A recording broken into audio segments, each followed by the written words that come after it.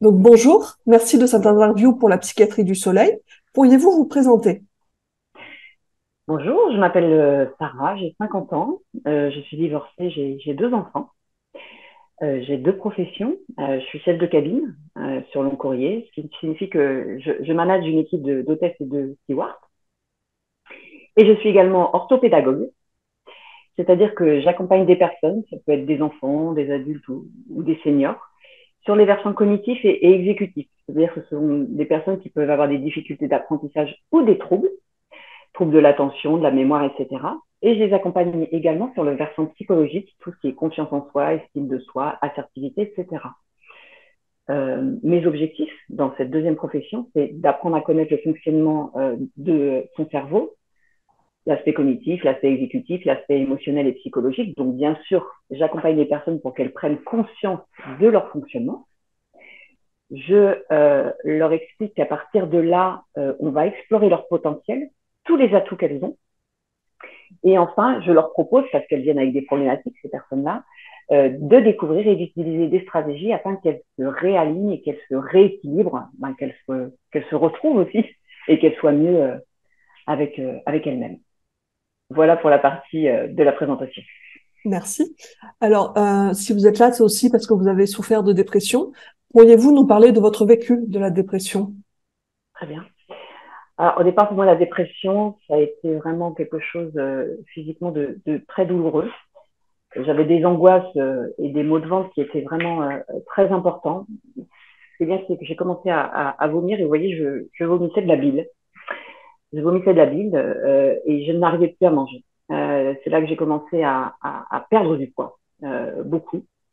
Voilà, d'un point de vue physique et émotionnellement, j'avais vraiment des émotions de tristesse, de peur, de colère et une grande fatigue nerveuse qu'on appelle un peu le burn-out d'aujourd'hui. Et j'avais plus du tout d'énergie alors que je suis quelqu'un de plutôt tonique. Et voilà, et je me sentais vraiment esselée. Et je me rappelle être arrivée à l'hôpital, puisque je suis allée à l'hôpital psychiatrique sur ma demande. Et je me sentais si esselée que je disais, je me sens seule dans moi, parce que je ne savais pas comment l'exprimer autrement. Et je pense que toutes les personnes qui nous écoutent aujourd'hui peuvent savoir ce que ça veut dire se sentir seule dans soi. Et voilà. Et c'est vrai que j'ai pensé à un moment à me suicider. Euh, Pas, comment dire, parce que j'avais tellement mal. En fait, je voulais que ça s'arrête. Voilà, j'avais tellement mal au ventre, je voulais que ça s'arrête. Voilà. Et donc, j'ai demandé à aller à l'hôpital. Très bien. Maintenant que ça va mieux, qu'est-ce qui vous a aidé à vous rétablir? Alors, en termes de ressources, euh, en toute humilité, la première chose que je dirais, c'est ce qui m'a aidé. Bon, déjà, c'est un ensemble de choses, mais c'est moi, déjà, parce que comme je travaille dans le fonctionnement du cerveau, si on peut parler comme ça, j'avais bien conscience que j'arrivais pas à remonter seule. J'avais bien conscience que j'avais besoin d'être aidée. Et j'ai pris donc cette décision de demander de l'aide en allant dans un hôpital psychiatrique. Ce terme était peut-être un petit peu faire peur. D'ailleurs, j'utilisais le mot maison de santé pour parler à mon fils de 8 ans. Ça, c'est important aussi par rapport aux enfants, ce qu'on peut leur dire. Et bon, je pense qu'aujourd'hui, enfin du moins dans l'établissement où je suis allée, il faut casser un peu cette image d'hôpital psychiatrique avec peut-être des images à connotation négative. Donc voilà, en termes de ressources, je dirais que c'est moi au départ. Mes enfants, bien sûr. J'ai une fille de 15 ans à qui je pouvais parler de façon plus explicite, on va dire. Mon compagnon, mon compagnon qui m'a soutenu, qui est venu me voir tout le temps.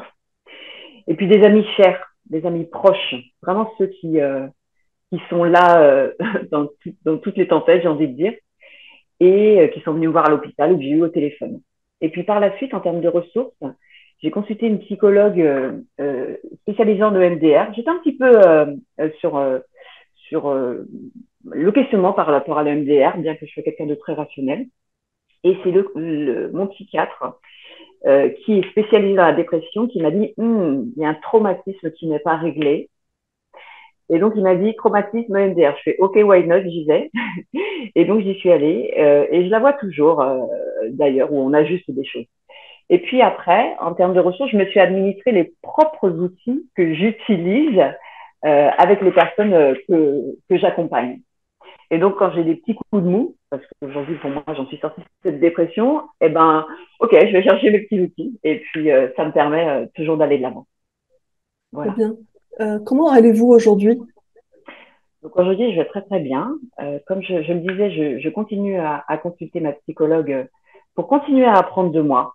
Et c'est vrai que j'ai aujourd'hui peut-être davantage conscience de mes besoins et de comment me poser des limites et poser des limites aussi aux autres quand je ressens une surcharge cognitive ou émotionnelle.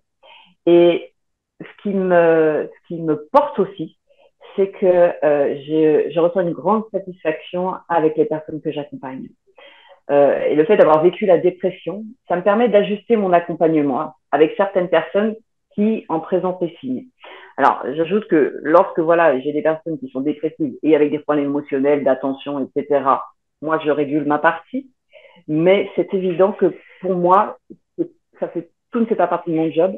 Et quand j'accepte de travailler avec quelqu'un, je dis OK, mais le deal, c'est un suivi psychiatrique et ou une psychologue indépendamment de moi. Voilà. Auriez-vous des conseils pour les autres patients, leurs familles ou les professionnels? Alors, pour les patients, ce que je dirais, c'est une phrase qui me répétait souvent ma psychiatre et qui m'a marqué à l'hôpital, c'est la dépression a un début et une fin. Et quand j'ai des personnes qui sont fragiles et qui me disent, oulala, je sens que je suis en train de retomber, je dis, la dépression a un début et une fin. Et je l'avais même écrit à un moment. Je l'avais même écrit à un moment. Et ça, c'est des choses qu'on peut faire, qu'on peut écrire dans sa cuisine ou quand on va aux toilettes. Ou, voilà. La dépression a un début et une fin. Ce sont des épisodes dépressifs. Et vraiment, on peut s'en sortir.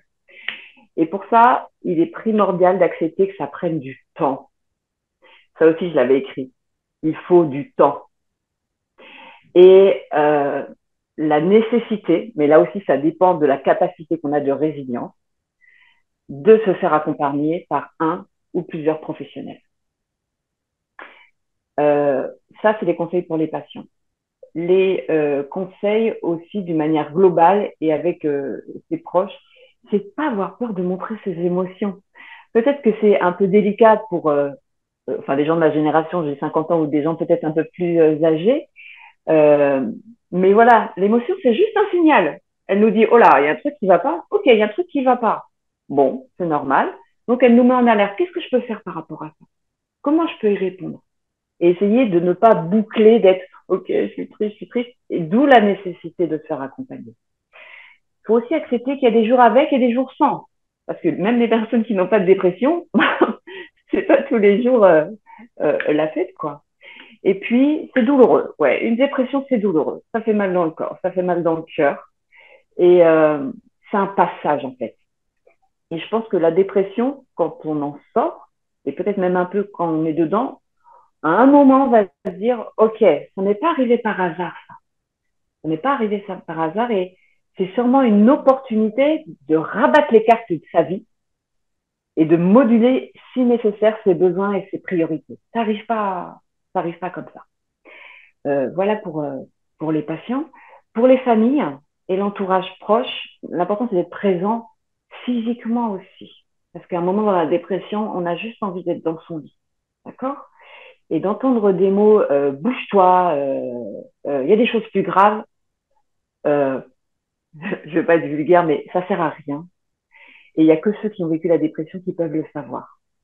Donc, ce qui est important aussi, c'est que ces personnes, on peut peut-être aussi les orienter, peut-être simplement vers le médecin généraliste pour qu'elles comprennent ce qu'est une dépression, pour éviter justement ces phrases du type injonctif, du type bouge-toi. Voilà. Après, il y en a qui sont complètement bienveillants, etc. Mais voilà. Mais c'est normal que dans votre entourage et dans les gens avec qui vous allez discuter dans la rue, il y en a qui vont vous dire ça. Ben, ces gens-là, il ne faut pas les côtoyer, tout simplement. Et puis pour les professionnels, dont je fais partie, ce que je conseillerais, à mon humble avis, c'est de rester dans une dynamique de s'ouvrir à des pratiques et des outils qui sont divers et qui, au préalable, ne nous attirent pas. Moi, je sais que, bon, je travaille beaucoup sur la médecine fonctionnelle, tout ça, donc je suis toujours dans mon champ quand même très médecine. Néanmoins, je m'intéresse un peu plus aux énergies, avec des choses qui sont plus ou moins palpables, mais peu importe, je vais voir. Peut-être que ça va pas du tout me parler, mais peut-être que ça va me parler. Et peut-être qu'avec un patient qui sera un peu branché là-dessus, ça va me permettre d'avoir une ouverture, un angle pour dire, OK, on va d'abord parler de ça et puis après on va arriver à autre chose. Pour se mettre au niveau de la personne qu'on accompagne, si je puis dire. Voilà. Merci beaucoup. Est-ce que vous souhaitez ajouter quelque chose ou c'est bon? Non, je pense que c'est bon. J'ai envie de dire haut les cœurs pour terminer cette interview et les choses n'arrivent pas par hasard et on peut s'en sortir. Bah, bravo pour votre parcours et un grand merci pour votre témoignage pour la psychiatrie du soleil.